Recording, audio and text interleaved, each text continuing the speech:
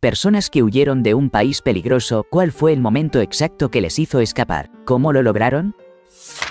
Cuando fui al mercado y solo encontré restos. Cuando me apuntaron con un arma en la cara para robarme por enésima vez. Cuando a uno de mis vecinos le quitaron la vida y escuché a sus familiares gritar. Cuando niños perdieron la vida a mi alrededor durante protestas. Cuando nos lanzaron gas lacrimógeno y nos hicieron ruidos fuertes los guardianes nacionales. Cuando el dictador estaba bailando salsa en una transmisión nacional obligatoria mientras celebraba la partida de los manifestantes. Salí de Venezuela en 2016 y aún duele un chingo. Por cierto, amigo, aprecio el gesto del premio, pero no gastes tu dinero en eso. Mejor tómalo y ve a un restaurante venezolano. Ayuda a los refugiados locales, o dona a ACNUR o a Médicos Sin Fronteras. Yo tengo la bendición y el privilegio de haberme escapado en avión y no por la selva de Darién. O en una lancha precaria por pura suerte. Otros no han tenido esa misma suerte.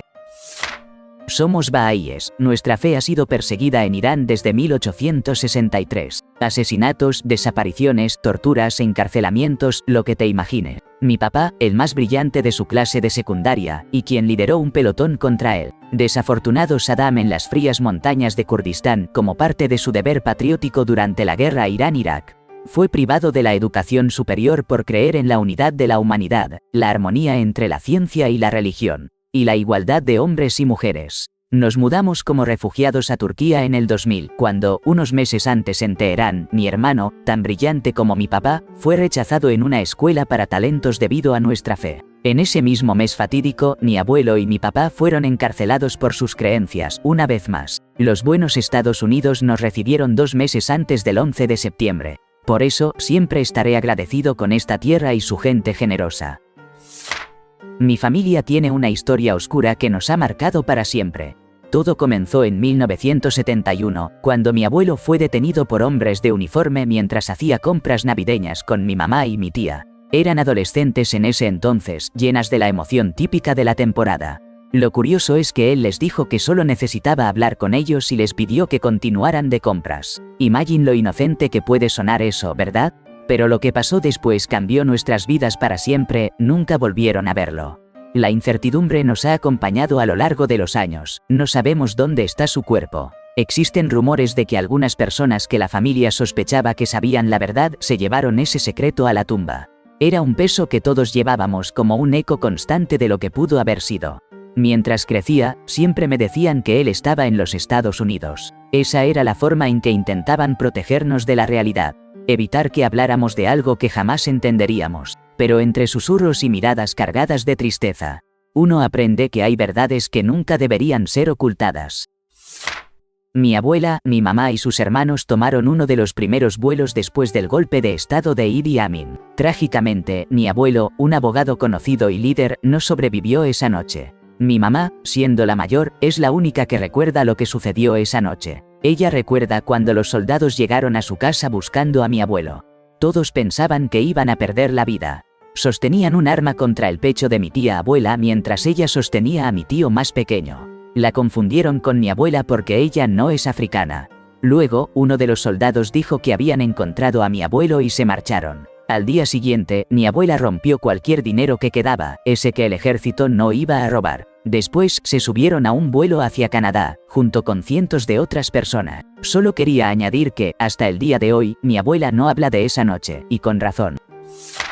Me di cuenta de que era hora de irme cuando el miedo se volvió algo habitual en mi vida diaria. No solo el miedo a cosas grandes, como la prisión, sino el miedo de hablar sin miedo, de confiar en mis vecinos, de expresar una opinión. Cuando te encuentras sopesando cada palabra que dices, cuando ya no reconoces tu propia voz en las conversaciones, ahí es cuando sabes que de verdad dejaste de vivir. El momento en que entendí que la esperanza se había vuelto más peligrosa que el silencio, supe que debía abandonar todo. Quedarme significaba morir poco a poco por dentro.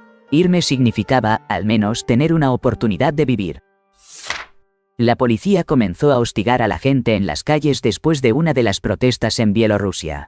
Algunos fueron desvividos, otros resultaron heridos, miles fueron encarcelados y sufrieron en esos lugares. Y lo peor es que sigue sucediendo. Yo, por mi parte, ya estaba preparado psicológicamente para eso desde hacía tiempo, porque la violencia había estado oculta durante años. Así que, cuando todo estalló, tomé el primer vuelo de la mañana y me fui a otro país. En pocas palabras, esa es la historia, aunque en realidad es un poco más compleja. Edición. Wow, no esperaba que mi historia generara tanto interés. Intentaré responder algunos de los comentarios. Primero me fui a Kiev, y una semana después llegué a Alemania.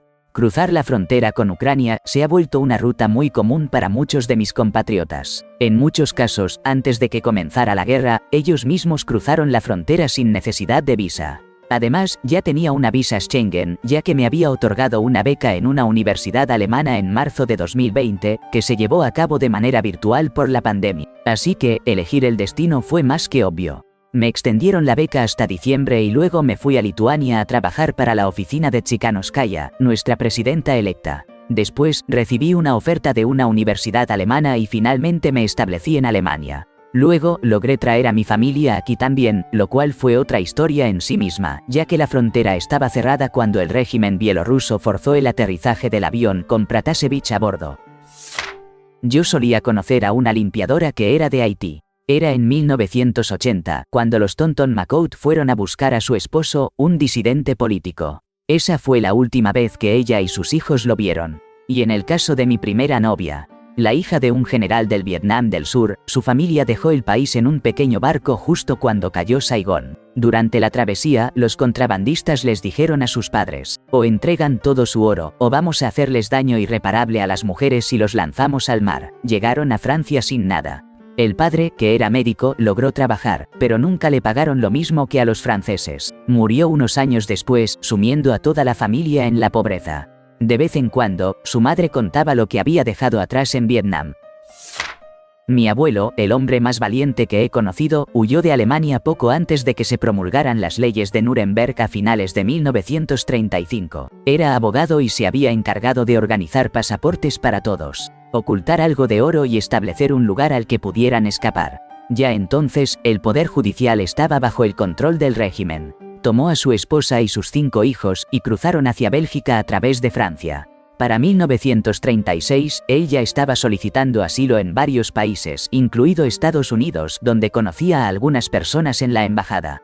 Sin embargo, su solicitud fue rechazada de inmediato. Cuando comenzaron a invadir Bélgica en mayo de 1940, la familia huyó a pie a lo largo de la costa, separando a los adultos de los niños para no viajar todos juntos, con la esperanza de que así tendrían mejores probabilidades de escapar. Mi abuela y mis 2 tías fueron capturadas unos días después y llevaron a un lugar del que nunca regresaron.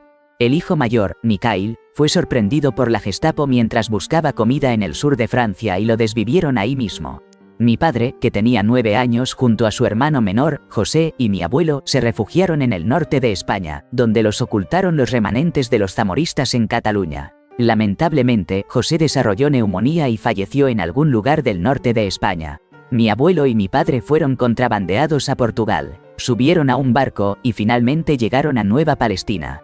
Después de la guerra, mi abuelo ya había tenido suficiente de los sionistas. Finalmente le concedieron una visa de inmigrante a Estados Unidos y llegó aquí en 1947. Yo nací en suelo estadounidense en 1961. Crecí escuchando estas historias. Supongo que toda esta historia simplemente sigue mi ADN.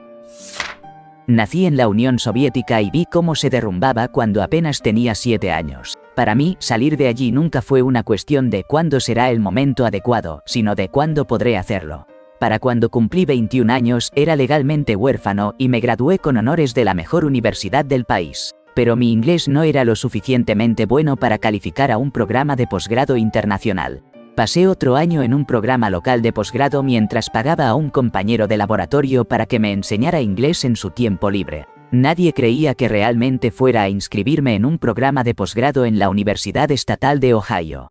En ese momento, Rusia estaba en su pico de crecimiento económico. El gobierno invertía tanto dinero en ciencia y tecnología que expatriados de la antigua URSS regresaban de Estados Unidos con la promesa de convertirse en superestrellas científicas locales. Nunca me engañó.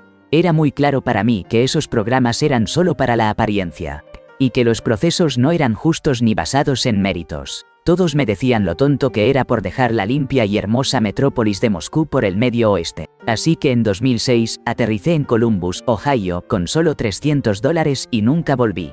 15 años después, cuando cayeron las primeras bombas sobre Ucrania, la pánico se desató. Mis amigos abandonaron sus negocios, propiedades y familias para salir de Rusia. Mi primo, un chico en edad militar, se quedó hasta que anunciaron la conscripción. Gracias a la suerte geográfica, mi ciudad está a unas pocas decenas de millas de la frontera. Pudo conseguir un billete de tren de último minuto y cruzar a Kazajistán hace 3 años. Prevía yo un retroceso catastrófico hacia la autocracia militarizada cuando me fui en 2006.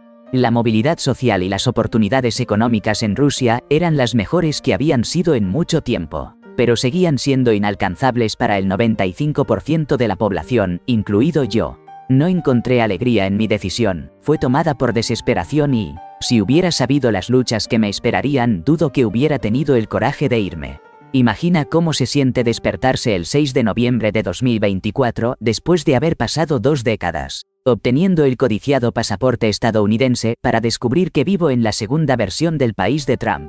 ¿Crees que un colapso catastrófico no puede suceder aquí? La erosión de la civilidad sucede lentamente, pero el sistema se desmorona frente a ti, y demasiadas personas son ajenas a lo que están presenciando. Mis padres dejaron Sudáfrica alrededor de 1980. Ellos eran blancos, por lo que el gobierno del apartheid no restringió su viaje. Salieron en la veintena después de experimentar la vida adulta bajo un régimen tan injusto, donde cada vez se horrorizaban más por la violencia estatal ejercida en nombre de los negros y los coloreados. Mi papá estaba terminando sus estudios de posgrado en ciencias, lo que lo habría llevado a trabajar en el servicio público relacionado con su carrera.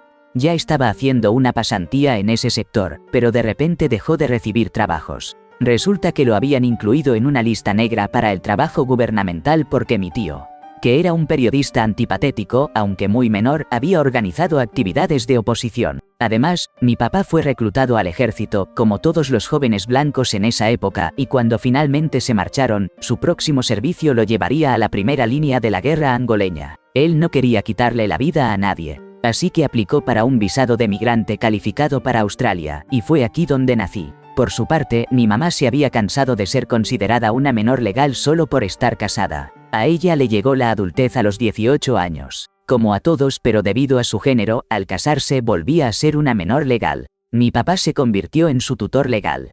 Tuvieron un acuerdo prematrimonial donde se especificaba que él le permitía tomar decisiones legales por sí misma, como abrir una cuenta bancaria con el dinero que ella ganaba en su trabajo profesional. Sin embargo, los servicios siempre leían este acuerdo y aún así llamaban a mi papá para pedir su permiso por cualquier cosa que ella quisiera hacer. Mi tío, el periodista, emigró al Reino Unido más o menos en la misma época. Volvió a Sudáfrica para una boda familiar y mis padres enviaron sus disculpas a comienzos de los años 80, y en menos de 12 horas de haber entrado al país, fue detenido por la policía. Lo obligaron a cumplir otro periodo de servicio en el ejército. En otra ocasión, su casa en el Reino Unido fue allanada y solo robaron su agenda. Mi familia cree que fue hecho por agentes del gobierno sudafricano para intimidarlo. Todo esto se suponía que era parte del pasado. Se supone que debíamos haber aprendido y crecido. Mi viejo tío abuelo y tía abuelo vivían en Berlín junto al resto de mi familia en la década de 1930. Recuerdo que empezaron a comentar que el movimiento nazi se estaba volviendo preocupante. Todos los demás en la familia los llamaban paranoicos y los acusaban de exagerar, pero ellos no se dejaron llevar por la opinión general y decidieron irse de todos modos. Lograron llegar a Estados Unidos, mientras que el resto de la familia, incluidos mis abuelos, terminó en situaciones desgarradoras en los campos de concentración. Por eso, mi padre siempre me decía que, si las cosas políticas empiezan a cambiar y se huele un ambiente autoritario, nunca pienses, aquí no puede pasar, escápate, ten un plan de salida. Y no es solo Trump y el resurgimiento del autoritarismo en Estados Unidos. He sentido esto desde hace ya un tiempo. Ruidos ensordecedores cada semana, personas muriendo por condiciones tratables solo porque tenemos un sistema de salud que busca el lucro. Y a medida que envejecemos, esto nos afectará a todos. Además, nuestros fondos de jubilación se usan para especular en el mercado. Sin mencionar que la evolución es eliminada de los libros de texto en muchos estados. La verdad es que la situación ha estado extraña aquí desde, al menos, 1992. Irónicamente, ahora estoy planeando mudarme permanentemente a Alemania. Recibí la ciudadanía como parte de un programa de reparaciones en los años 90. Y ahora, eso significa que tengo acceso a toda la Unión Europea. Supongo que todo ha vuelto a su origen. Mi familia dejó Polonia en 1984 cuando aún estaba bajo la influencia soviética. Yo tenía solo 5 años. Mi papá había estado escribiendo para un periódico underground de solidaridad y, lamentablemente, alguien lo delató. Recuerdo vívidamente cuando la policía llegó a nuestro departamento para arrestarlo. Pasó 2 años en prisión en Polonia por escribir cosas que no debía. Una vez que salió, nos dijeron que teníamos que irnos de Polonia, no teníamos otra opción. Terminaron en Canadá, y ahí hemos vivido desde entonces. Pero ahora, con Trump en la puerta, mi viejo está completamente furioso. Imagínate, todo lo que pasó en su vida y ahora tiene que enfrentar otra vez ese tipo de tensiones políticas. Es como si la historia se repitiera, y eso lo enoja aún más. Recuerdo aquel momento crítico cuando la Embajada de Estados Unidos cerró y comenzaron a arrojar a los estudiantes en protesta al Nilo. La situación se tornó caótica. Luego, sacaron a los trabajadores de las plantas eléctricas y refinerías de petróleo de sus casas, como si nada. Los chicos del vecindario empezaron a cavar trincheras y a apilar rocas en las calles. Todo para detener el avance de los camiones blindados. Finalmente, cortaron el agua y la electricidad. La gente se enfrentaba a una difícil decisión: ¿beber o lavarse? Fue en ese punto que mi familia se dio cuenta de que debíamos salir. Recuerdo esa noche, pasé horas llamando una y otra vez a la Embajada de Estados Unidos en Jeddah, intentando conseguir ayuda para que mi madre pudiera salir. Fue una de las noches más largas de mi vida, y aquí va un dato curioso. Cuando las embajadas cierran en emergencia, queman todo. Si ves reportes de una gran cantidad de humo en el distrito diplomático de donde estés, corre. Vi morir a 2 personas frente a mis ojos durante protestas distintas. En una ocasión, me apuntaron con un arma en un callejón, y en ese momento sabía que si lograba salir de esa, probablemente no habría una segunda oportunidad. Mis amigos comenzaron a irse o terminaron en prisión. Era solo cuestión de tiempo antes de que fueran por mí, ya que la policía hacía redadas específicas en medio de la noche. Recuerdo una vez, mientras estaba en una casa de seguridad preparando suministros para las universidades que estaban bajo asedio policial, porque los estudiantes se habían rebelado y tomado esos lugares como cuarteles. Nos avisaron que había alguien en bicicleta espiándonos de vez en cuando. Así que tuvimos que evacuar el lugar y, si lo volvíamos a ver, debíamos capturarlo, hacerle daño irreparable e incluso quitarle la vida, porque ya no había vuelta atrás. En ese momento, sentí mi propia mortalidad por primera vez, era o nosotros o ellos. Tenía 20 años en 2018 cuando todo esto sucedió. Siento que envejecí 10 años en esos 6 meses de protestas. Extraño mucho a Nicaragua, pero el país que una vez conocí ya no existe. Mi mamá se fue de Sri Lanka en un momento crítico, cuando prácticamente todos los servicios de la vida se habían paralizado. Las universidades, las escuelas, las agencias gubernamentales, todo. Además, había una ola de disturbios que había llevado a situaciones de violencia en las calles donde la gente estaba siendo desvivida. Ella me contó que comenzó a pensar en irse cuando se sentía insegura incluso yendo a funerales. Era un instante aterrador porque si alguien te veía en el funeral de X, eso significaba que estabas del lado de esa persona y te convertías en un posible blanco. Imagínate vivir con ese constante miedo, dudando incluso de rendir homenaje a alguien querido. Es una realidad desgarradora que marca a quienes la experimentan. Cuando comenzaron a reclutar gente a diestra y siniestra, enviando prácticamente a cualquiera a morir en el frente. Esto va a ser un poco largo. Salí de Rusia en septiembre de 2022, días después de que ese pedazo de, Putin anunciara una movilización parcial de 300.000 hombres. En realidad, fue un desmadre total. Incluso antes del reclutamiento, ya estaban alimentando el frente con cuerpos, pero tras el anuncio de Putin, se volvió una locura absoluta. La policía podía detenerte por cualquier cosa. Revisaban tu teléfono en busca de publicaciones antiguerra, memes, incluso mensajes privados. Algunos desafortunados fueron agarrados en la calle y reclutados al instante. Al principio traté de no pensar en el reclutamiento. Ya tenía un boleto de ida reservado para finales de octubre por planes que había hecho con mi pareja en el extranjero. Soy gay y es obvio que nunca viviríamos una vida decente en Rusia. Así que ya estábamos organizando unas vacaciones juntos fuera del país, pero en el fondo estaba aterrorizado. Sabía que tenía que salir, rápido, legal o no, y aquí está la cosa. Para la mayoría de la gente, irse no era ni siquiera una opción. Las fronteras terrestres estaban congestionadas con un tráfico interminable, y muchos simplemente eran rechazados en el límite. Los vuelos fuera del país estaban agotados o costaban miles de dólares. Las sanciones arruinaron todo. Cualquiera que tuviera la mala suerte de haber nacido en Rusia y tratara de irse enfrentaría restricciones bancarias, prohibiciones de vuelos e incluso restricciones de visados. No podías simplemente ir a otro lugar. La mayoría de los países le cerraron la puerta a los pasaportes rusos. Hasta aquellos que odian a Putin trataban a la gente común como a leprosos. Vivía en Moscú, así que pensé que volar era mi mejor opción. Monitoreé los vuelos como si mi vida dependiera de ello porque así era. Y pagué $1000 por un boleto de ida a Estambul. Ese mismo vuelo hubiera costado unos $150 Antes de irme, empaqué toda mi vida en 2 maletas y una mochila de gimnasio. Solo lo esencial. Todo lo que poseía, comprimido en lo que podía arrastrar por un aeropuerto. Mantuve la cabeza agachada en el aeropuerto, rodeado de enormes anuncios militares. Únete, sé un héroe, muere por nada pegados por todas partes como una mala broma. De alguna manera, logré pasar. Abordé el avión. No creí que realmente había escapado hasta que las ruedas tocaron suelo en Turquía. Leí un artículo que se llamaba algo como «El alarmismo salvó a mi familia de Hitler», escrito por un tal Hugo, y realmente me hizo reflexionar. Había una parte en la que el abuelo repetía: «Ha habido antisemitas en el pasado, esto no es diferente, esto pasará». Pero la abuela, con un instinto agudo, tenía la sensación de que esta vez era distinto, que algo peor se venía, así que logró convencer a la familia de que se fueran a Inglaterra. Al final, fueron ellos quienes sobrevivieron, mientras que gran parte de la familia extendida fue víctima de lo sucedido en el Holocausto. Yo sentí algo parecido en 2016. Los republicanos llevaban un tiempo promoviendo un tipo de populismo racista. Pero me pareció evidente que esta vez era diferente. Era como una celebración airada y casi alegre del odio y la violencia.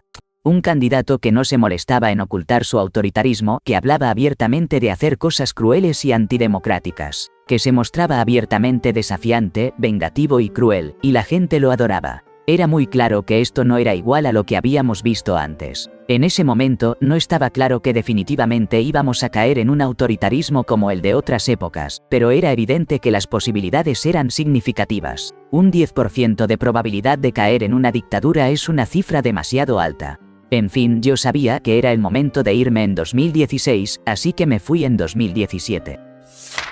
Desde pequeño, siempre le hice preguntas a mi papá sobre su vida en Nicaragua y la historia de su familia durante la guerra sandinista contra. Él me contaba que los soldados llegaban en camiones a las casas y ordenaban que los hijos se subieran. Era un momento aterrador, nunca sabías para cuál lado te estaban reclutando. Era una situación en la que, al final, la gente no podía ganar, sin importar de qué lado estuvieran. Imagina estar en casa, viviendo tu vida normal, y de repente esa amenaza aparece. La incertidumbre, el miedo, ¿qué harías tú en una situación así? No soy yo, es mi mamá. Ella pertenecía a una minoría religiosa en Irán y era una preadolescente cuando sucedió la revolución. Desde muy joven se dio cuenta de la situación, pero no pudo hacer nada al respecto. Se casó con mi papá a los 20 años porque él le prometió que se irían del país. En ese entonces, solo era posible salir de Irán con el permiso de tu papá o de tu esposo, y su padre se negó a dejarlos salir. Sin embargo, él incumplió su promesa y la mantuvo allí hasta que ella tenía 36 años. Fue justo en ese tiempo que se enteró de que estaba embarazada de mí, y que yo sería una niña. Esa noticia, sumada a una pelea que tuvo mi papá con su familia, lo hizo decidir emigrar. Es curioso pensar que, si hubiera nacido niño, probablemente hubiera crecido en Irán.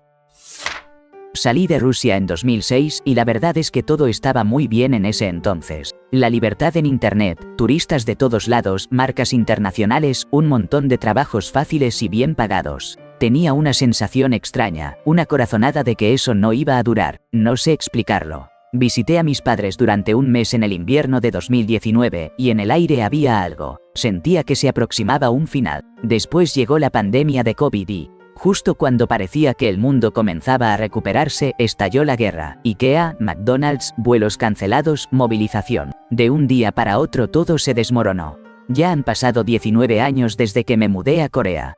Aquí obtuve mi título y mi residencia permanente. Y la verdad, no tengo esperanzas ni expectativas relacionadas con Rusia. Mi época allí fue una breve ventana entre los tiempos soviéticos. Cuando nací en los 80 y la prosperidad de los 2000, soy como un pájaro. Escuché a mi instinto y decidí volar lejos. Cuando se filtraron los planes del proyecto 2025, me acordé de todo lo que aprendí en la escuela sobre cómo Hitler y los nazis llegaron al poder en la Alemania de los años 30. Al leer esos documentos, se me encendieron todas las alarmas. Podía sentir lo que estaba pasando en Estados Unidos a leguas de distancia. En 2024 terminé mi carrera universitaria, voté por correo marcando todo a favor del Partido Azul y me fui a Australia, solo 12 días antes de las elecciones. Desde entonces he estado haciendo trabajos ocasionales aquí y allá para poder sobrevivir. Ver cómo Estados Unidos se está convirtiendo en un estado autoritario y fascista desde afuera, es como observar cómo se hunde el Titanic desde la relativa seguridad de un bote salvavidas.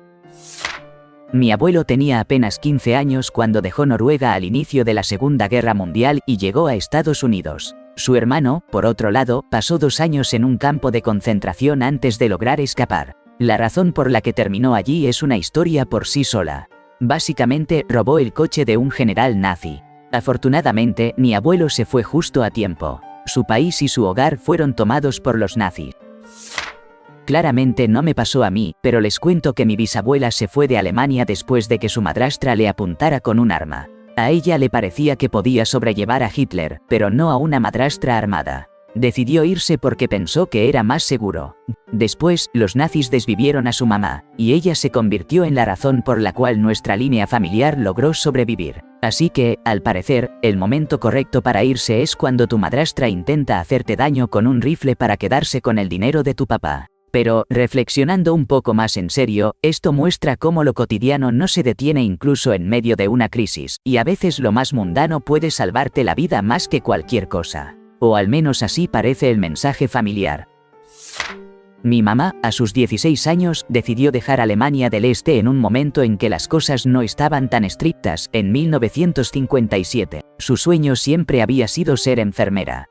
Pero el régimen soviético la obligó a convertirse en costurera, y vaya que le desagradaba coser. Intentó inscribirse en un programa de enfermería, pero no tuvo suerte. Tenía un tío en el oeste y juntos idearon un plan. Le envió un telegrama a través de la Cruz Roja, diciendo que él estaba muy enfermo y necesitaba a alguien que lo cuidara. Así, logró salir del país para atenderlo, aunque solo iba a ser por un par de semanas. Pero esas 2 semanas se convirtieron en forever. Nunca volvió. Ella se las arregló para pagar sus estudios de enfermería en Alemania. Y luego trabajó como enfermera en Estados Unidos hasta que se jubiló. No fue sino hasta que se convirtió en ciudadana estadounidense que volvió a visitar el este. Una historia de valentía y perseverancia, ¿verdad? Esto no me pasó a mí, sino a mi mamá, justo cuando terminó la guerra Irán-Irak. En el mismo instante en que levantaron las restricciones en la frontera, ella se subió a un autobús con una sola bolsa, destino Jordania, y nunca miró atrás. Fue muy duro para ella, porque nunca se imaginó que tendría que irse. Sin embargo, su familia comenzó a marcharse, uno por uno, cada quien tomando caminos diferentes en cuanto tuvieron la oportunidad. No quería admitirlo, pero en el fondo deseaba haber salido antes. La situación se estaba deteriorando en todos los aspectos, desde la educación hasta el mantenimiento de las ciudades. Algunas aldeas estaban prácticamente desapareciendo, como si se tratara de un genocidio. Tenía una corazonada, un mal presentimiento de que algo mucho peor estaba por venir para Irak, y todas las señales le indicaban que debía salir. A la larga, su intuición resultó ser correcta. Incluso la familia de mi papá se dio cuenta de lo que estaba sucediendo. Mi familia es cristiana, y en aquel entonces no había derechos para las minorías en Irak, y eso sigue siendo un problema hasta hoy. En los primeros años de 2000, no recuerdo exactamente el año, 2 de mis tíos fueron retenidos y llevados a una mezquita. Allí les dieron una semana para empacar y marcharse, simplemente porque eran cristianos. La única razón por la que no les hicieron lo peor fue porque vieron que tenían hijos, así que decidieron dejarlos vivir. Salieron tan rápido como pudieron y se fueron a Siria. Luego, boom, estalla la guerra civil y tuvieron que salir de allí casi de inmediato, comenzando una nueva vida en Canadá. Recuerdo claramente el momento en que me percaté de que algo estaba mal. Era 2012 y vi cómo el ejército se desplegaba en Moscú. No eran solo soldados, sino vehículos blindados equipados con lanzagranadas y otros tipos de armamento. En ese instante, se encendió una luz amarilla en mi mente, una advertencia de que las cosas no estaban bien. Luego, en 2015, todo se tornó aún más alarmante cuando desvivieron a Boris Nemtsov justo frente al muro del Kremlin. Ese día, una luz roja iluminó mis pensamientos. No podía evitarlo. El miedo, la incertidumbre, era como si el país estuviera girando hacia un abismo del cual no sería fácil salir. A pesar de todo, tomé una decisión difícil. Acepté la transferencia de mi visa al 1. Sabía que era como consagrar una forma de esclavitud moderada. Una atadura que me mantenía en un país que poco a poco se sentía cada vez más opresivo. Ahora, miro hacia atrás y siento que salté al último tren que salía de una versión distorsionada de la Unión Soviética. A veces me pregunto, ¿realmente lo habré hecho a tiempo? Cuba. Recuerdo que mi esposo y yo vimos esta hermosa película.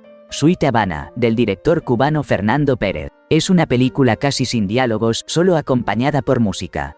Nos lleva a recorrer un día en la vida de los cubanos comunes. Al finalizar la película, nos quedamos en silencio. Miré a mi esposo y vi que estaba tan conmovido como yo.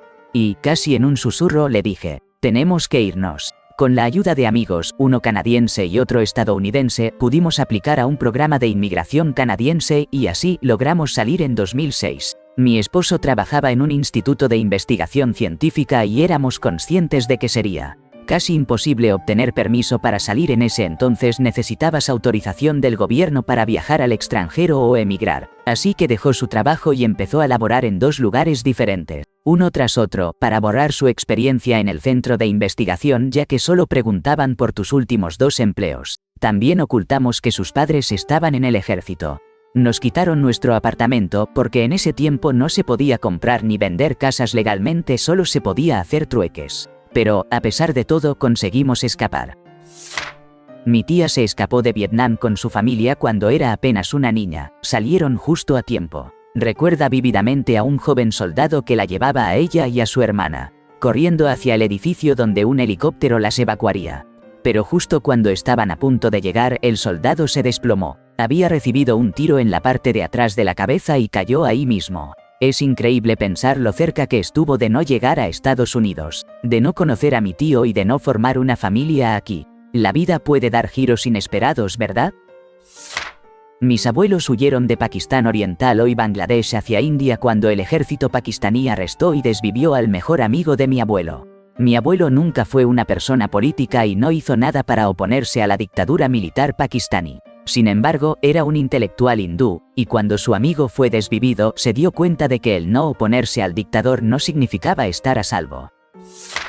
Siempre quise entender mejor a mi padre, así que un día le pregunté algo que me había estado rondando la cabeza desde pequeño. Él fue un adolescente durante la Guerra Civil Española, y para cuando la mayoría de los horrores ya habían quedado atrás. Había visto a muchos de nuestros familiares morir, a uno de sus hermanos perder la razón por los traumas de la guerra, a amigos desaparecer y a todo un país caer bajo el yugo del fascismo. Nuestra familia era lealista y nunca apoyó a Franco. Así que mi padre odiaba con cada fibra de su ser todo lo que estaba pasando. La locura que caracterizó los primeros años del régimen de Franco fue un punto de quiebre para él. Le tomó años afianzar su plan, pero finalmente terminó su educación, dejó el país a los 27 años, llegó a los Estados Unidos en 1951, siendo parte de la última generación que cruzó por Ellis Island. Antes de que cerrara para siempre en el 53, aún conservo una foto en la que alguien lo capturó en la cubierta de un barco, pasando frente a la Estatua de la Libertad.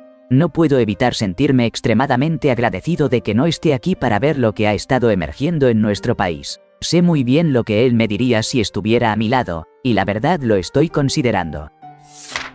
Mis bisabuelos huyeron antes de la Primera Guerra Mundial, y eso realmente demuestra que tenían un instinto bastante agudo. Uno de ellos estaba en el ejército austríaco y podía ver cómo el conflicto se intensificaba con Alemania. Sabía que lo enviarían a luchar en un bando que él consideraba incorrecto.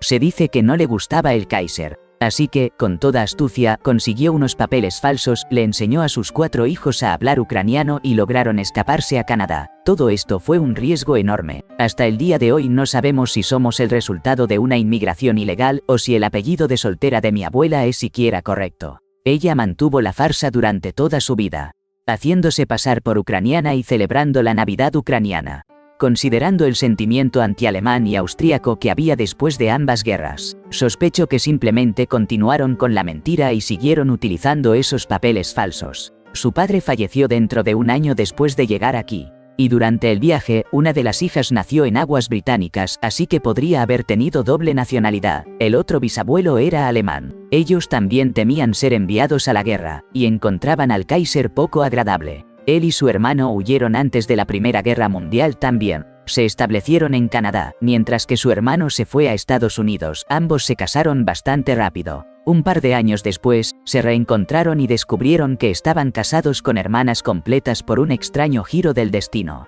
Del lado estadounidense, una generación después, tuvieron una empresa muy exitosa. Al final de su vida, mi abuelo conoció a su primo y empezaron a llamarse hermanos, ya que eran el resultado de que dos hermanos se casaran con dos hermanas, doble primos. Y lo curioso es que se parecían muchísimo, editando para añadir un detalle. Acabo de investigar el apellido de soltera de mi abuela y, definitivamente, es ucraniano, nada que ver con un nombre austriaco. Así que mantuvo la fachada ucraniana toda su vida basado en papeles falsos y una cultura que adoptó para escapar de la guerra. Ojalá supiéramos más sobre el origen de ese apellido y por qué se eligió en particular. Soy sirio. Mi papá decidió irse en el 77. Tenía tíos que habían salido desde los años 60. La razón por la que mi papá salió fue porque lo arrestaron y lo sometieron a severas presiones. La policía secreta lo quería presionar para que les diera información sobre un tipo que él conocía. Al parecer, ese tipo tenía conexión con alguien que tenía información sobre los hermanos musulmanes. Él estuvo bajo intenso maltrato durante 3 días y en total, lo mantuvieron cautivo por 7. La única razón por la que logró escapar fue porque su tío, que era juez, pudo mover algunos hilos para liberar a mi papá. Imagínate la tensión, la presión que debió sentir, sabiendo que su vida y su libertad dependían de las conexiones de su familia. Es una historia dura, pero nos muestra hasta dónde puede llegar alguien para escapar de la opresión. Mi tía abuela María huyó de Alemania cuando se publicó Mein Kampf. Era gay, y entendió con claridad que cuando Hitler hablaba de los indeseables, ella estaba absolutamente incluida en esa lista. Primero, se escapó a un país cercano, no recuerdo cuál. Pero a medida que él iba ganando poder después de salir de prisión, María huyó hasta Perú. Allí vivió una vida larga, plena y feliz. Esta experiencia es una lección que mi familia toma muy en serio. Somos canadienses. Mis hijos tienen 19 y 22 años y estamos dando pasos para obtener la ciudadanía alemana. Solo por si acaso las cosas se ponen raras. Y eso es solo el primer paso. Nuestro destino verdadero sería Kerala, India. La familia de mi esposa es de ahí. Y eso se siente como un lugar lo suficientemente alejado de toda esta locura. Ahora todo es solo un escenario hipotético, pero quiero que tengamos opciones, solo en caso. Cuando mi país invadió Ucrania, recuerdo que ese día las protestas apenas reunieron a un par de miles de personas, ni siquiera en una ciudad de 13 millones. Fui arrestado y en el camino hacia la comisaría me di cuenta de que el país había tocado fondo. No era solo por culpa del gobierno, sino porque se hizo evidente que nadie estaba dispuesto a luchar, ni siquiera en el peor de los escenarios, una guerra a gran escala. Para ser justo, llevaba años preparándome mentalmente para irme. Mi plan era esperar a las elecciones de 2024 para ver si la gente se tragaba otra vez la situación o, al fin, despertaba. Pero la guerra aceleró bastante ese proceso.